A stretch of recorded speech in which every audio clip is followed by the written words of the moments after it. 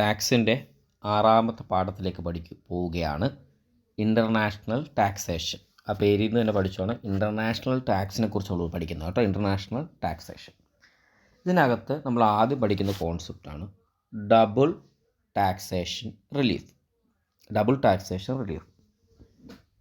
അപ്പോൾ double taxation relief എന്ന് പറയുമ്പോൾ ഈ ഒരു ചിത്രത്തിൽ നിന്ന് പഠിച്ചോണം.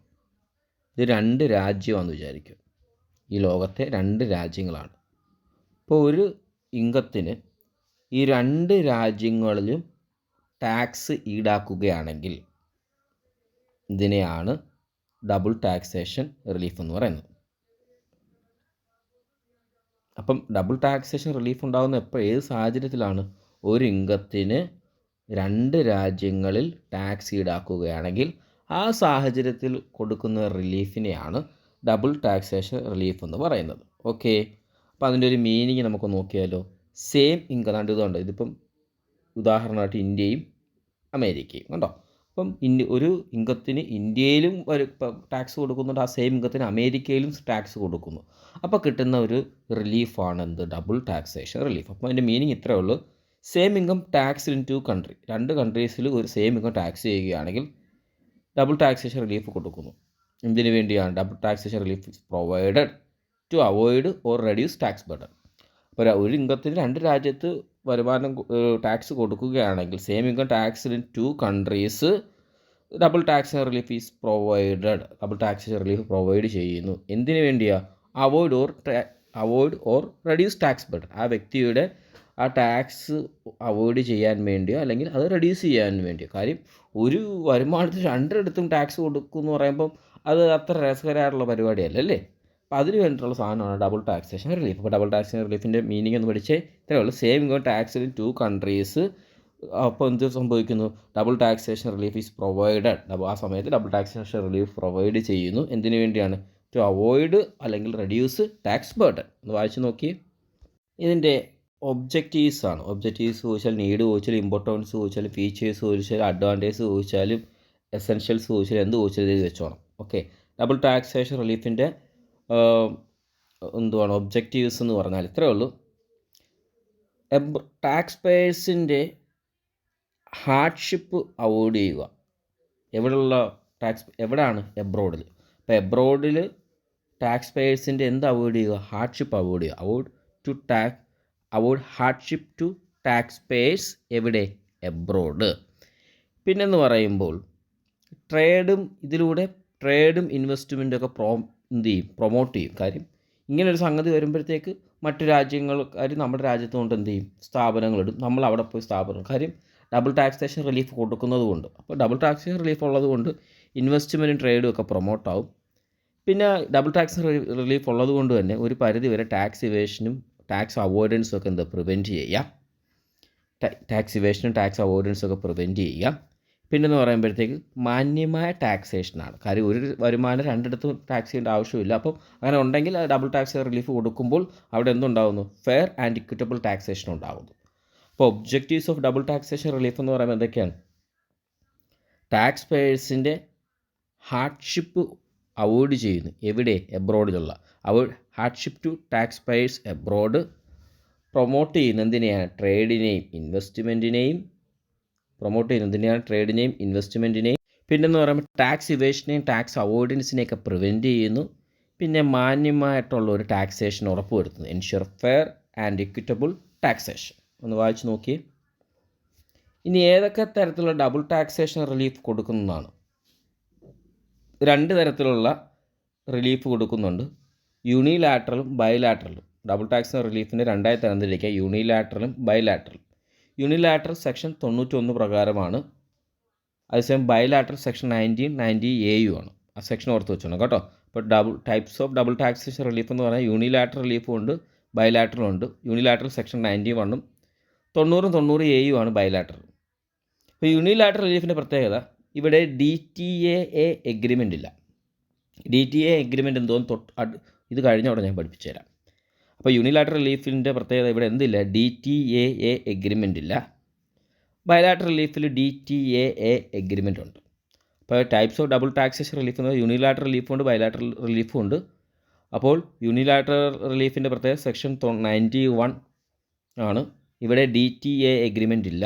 ബയലാറ്ററൽ ആണെങ്കിൽ സെക്ഷൻ 90A ആണ്. ഇവിടെ DTAA എഗ്രിമെൻ്റ് ഉണ്ട്.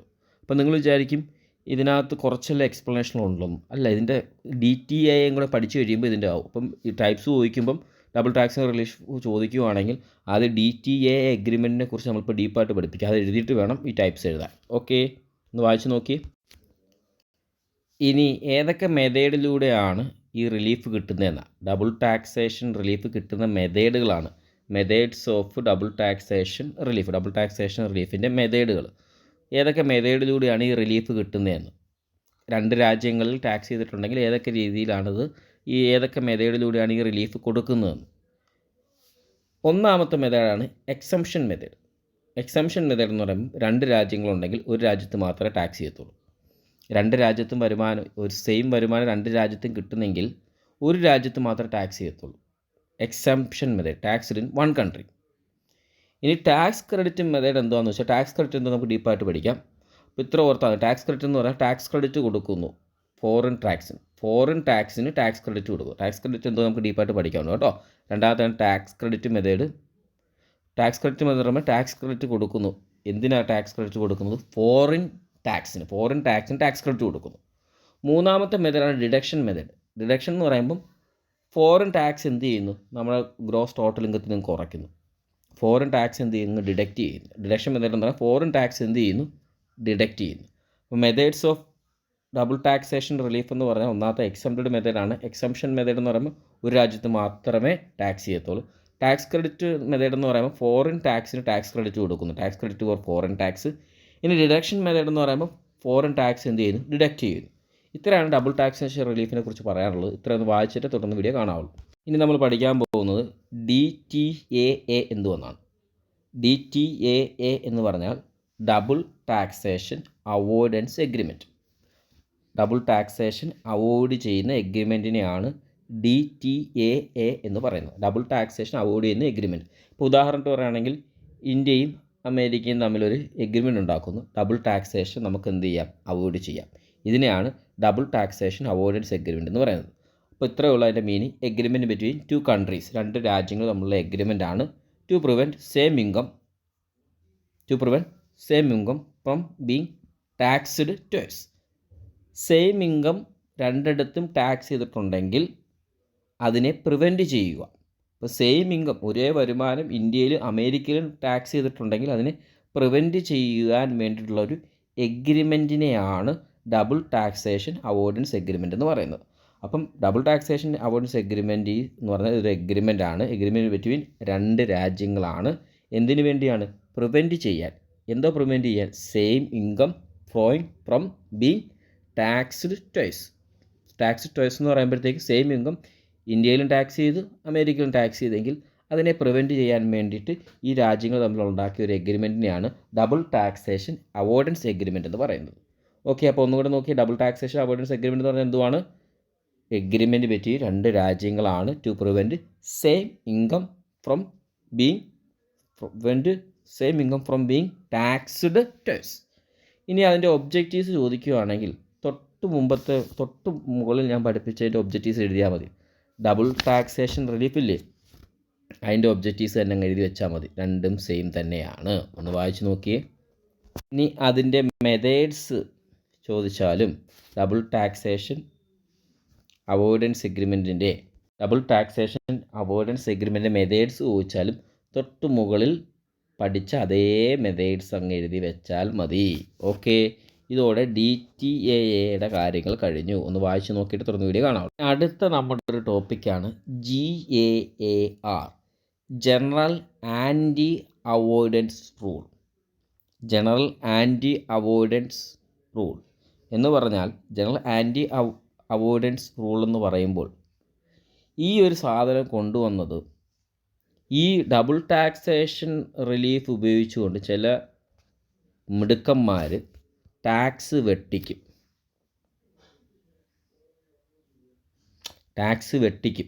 മിടുക്കന്മാരാണല്ലോ, ബിസിനസ്സുകാരല്ലേ.